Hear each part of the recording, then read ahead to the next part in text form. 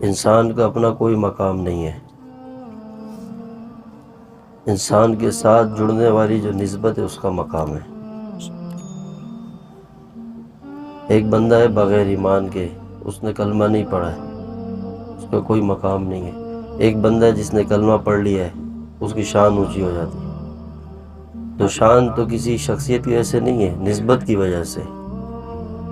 جب تک حضرت عمر رضی اللہ تعالیٰ عنہ ایمان نہیں لائے تھے تو ان کی کیا شان تھی؟ کچھ بھی نہیں۔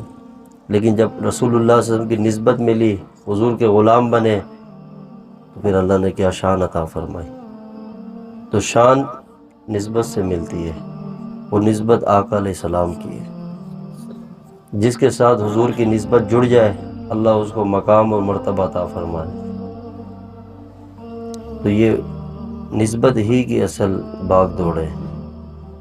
ہر بندہ یہی چاہتا ہے کہ ہماری نسبت، ہمارا تعلق اس ذات سے بن جائے جس کی نسبت سے دنیا آخرت کے سارے مسئلے حل ہوتے ہیں، دنیا آخرت کی تمام رحمتیں برکتیں اللہ عطا فرماتے ہیں۔ تو اللہ رب العالمین کا شکر ادا کرنا چاہیے کہ اللہ تعالیٰ نے زندگی بھی دی ہے، ایمان کے ساتھ دی ہے۔ ایمان کی بہت بڑی قدر ہے۔ جو ایمان ہے، اس کی جو مقام ہے، جو اس کی اللہ کے یہاں اس کی جو قبولیت ہے، وہ اتنی بڑی کہ اگر ایک مسلمان گناہگار ہے، پوری دنیا کا کافر بھی مل جائے تو اس گناہگار کے برابر نہیں ہو سکتا، چاہے وہ ساری جہاں کی خیر بھلائیاں کرے، انسانیت کی خدمت کرے، جھوٹ نہ بولیں، سچ بولیں، ساری دنیا کے فلاحی کام کرے، ساری دنیا کی خدمتیں وہ کریں، چونٹی کو بھی تکلیف نہ دے، اور ایک طرف کوئی مسلمان ہو، گناہگار ہو، شرابی ہو، زانی ہو، ایمان والا ہو، تب بھی اس کے مقام تک نہیں پہنچ سکتا۔ ایمان کی یہ طاقت ہے، ایمان کی نسبت اونچی ہے۔ اس لیے ایمان میں اضافہ تب ہوتا ہے جب ہم اس کی قدر کرتے ہیں، اور اس کی قدر یہ ہے کہ ہم اس کی فکر کریں کہ جو اللہ پاک نے ہمیں ایمان دیا ہے، یہ ہمارا ایمان دن بدن بڑھ رہا ہے، کس طرف جا رہا ہے۔ اور ایمان بڑھتا ہے ایمان والوں کی صحبت سے، اسی ماحول سے جہاں پہ اللہ کی اور اللہ کے محبوب صلی اللہ علیہ وسلم کی بات ہو، پھر وہی چیز انسان کے دل میں بیٹھتی ہے۔ تو اللہ رب العالمین کا شکر ادا کریں کہ اللہ تعالیٰ نے ہمیں یہ زندگی دی ہے، امانت ہے، کسی وقت بھی ہم سے چلی جائے گی۔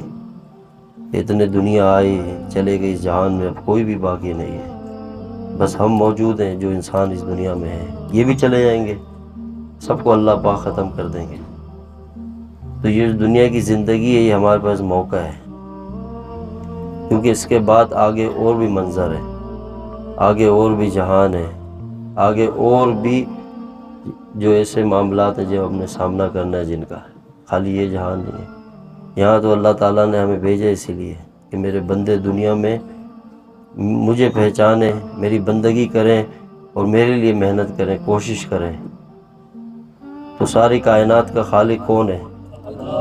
یہ ہمارے زبان کے الفاظ ہیں کہ کائنات کا خالق کون ہے؟ اللہ ہے۔ یہی الفاظ یقین میں تبدیل ہو جائے، اس کا نام ایمان ہے۔ ہمارے رازق کون ہے؟ اسی رزاق ہونا اللہ کا، رب العالمین ہونا، اسی بات کا دل میں یقین پیدا ہونا، یہ ایمان ہے۔ اور یہی درجہ ایمان کا اللہ کو پسند ہے کہ میرے بندوں کی صرف نظر میری طرف ہو، میری طرف، کیونکہ میرے پاس ساری طاقت ہے۔ وہ مانگنے سے خوش ہوتا ہے، وہ ایسی ذات ہے۔ جو اس سے نہیں مانگتا اس سے ناراض ہوتا ہے۔ جو اس کی رحمت میں بہت زیادہ وسیع سوچ رکھتا ہے، اللہ اس سے خوش ہوتا ہے۔